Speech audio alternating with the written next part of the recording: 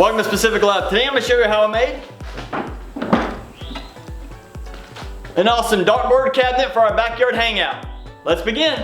A few weeks ago I purchased several cedar fence posts at our local home improvement store for much less than the dimensional lumber they had for sale. I just had to leave them spaced out in my hot building to make sure they were dry from the rain they collected during transport.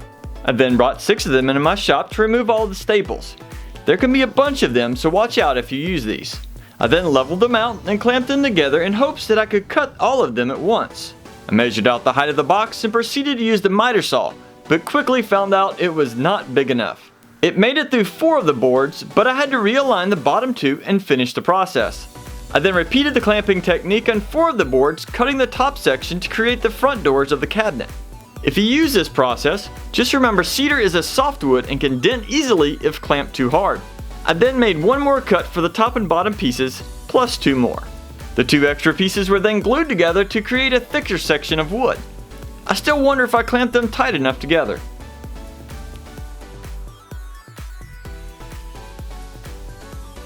I then gave all of the pieces a quick test fit and it looked great.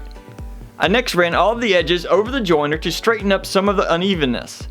I then started with the frame by gluing and then using a brad nailer to hold them in place. But I still added 2 clamps just for added strength. And while that was drying, I started on the backing. I laid out a couple bar clamps, glued the edges, and squeezed them together, making sure they were even as possible. Now this cabinet is going into our older rustic building, so I was not concerned about all of the edges being perfect. I then laid out the top sections and glued 2 pairs together as well. After the first set of glued boards had time to dry, I ripped them down on the table saw to 1-inch strips. I then went back to the box and test fitted the backing. It was not perfect, but it had an old rustic, slightly off appearance, and we loved it. So I added some glue around the edge and clamped the backing in place. I also added some nails to hold it while it dried.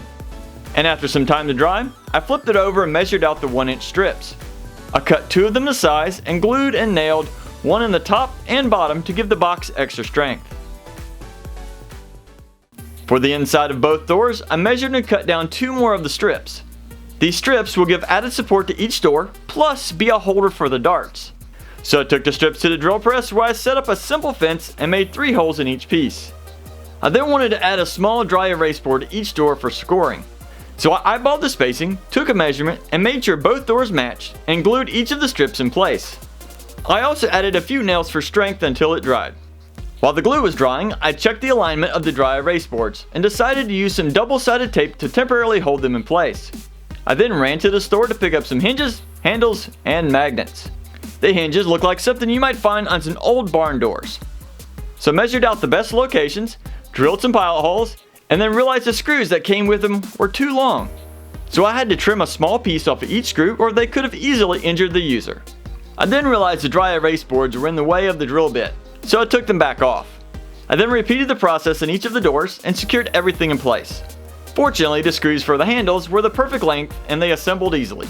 I then measured 4 locations for the magnets and installed them. A quick test showed that all the hinges and magnets worked well.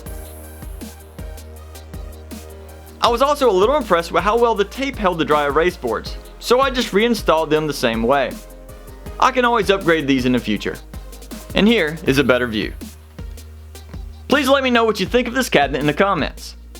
At this point, I needed a good way to hang this in our building, and I settled on making some French cleats, so this cabinet could be easily moved indoors during the off-season. So I ripped one of the remaining boards at a 45-degree angle and then trimmed it on the miter saw. I then picked out the best 4 pieces with the least amount of knots and attached 2 of them to the back of the cabinet with glue and screws. I also had to trim off the screws on the inside of the box. I then found the center of the box and mounted the dartboard support bracket. It was now time to test fit the board into its new home. I next took everything out to the building, only to find a large nail in a post which I planned to use. And it was a big challenge to get this nail out, but I was able to get it out with the moral support of our new dog. I first attempted to use some double-sided tape to find the mounting brackets on the main post, but that turned out to be a big mistake.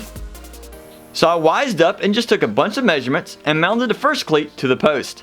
I then hung the cabinet and taped the bottom cleat to the post, which worked great. And I finally screwed it in place. I then rehung the board and gave it a few practice throws.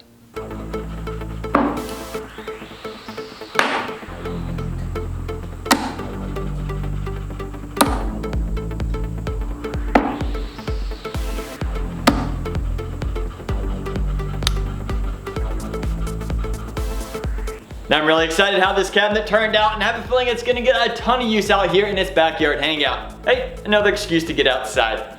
So if you enjoyed this project, make sure you click the like button and tell us what you think about it in the comments. I also have some other videos right here that are in this series, so make sure you check those out. Otherwise, have fun building.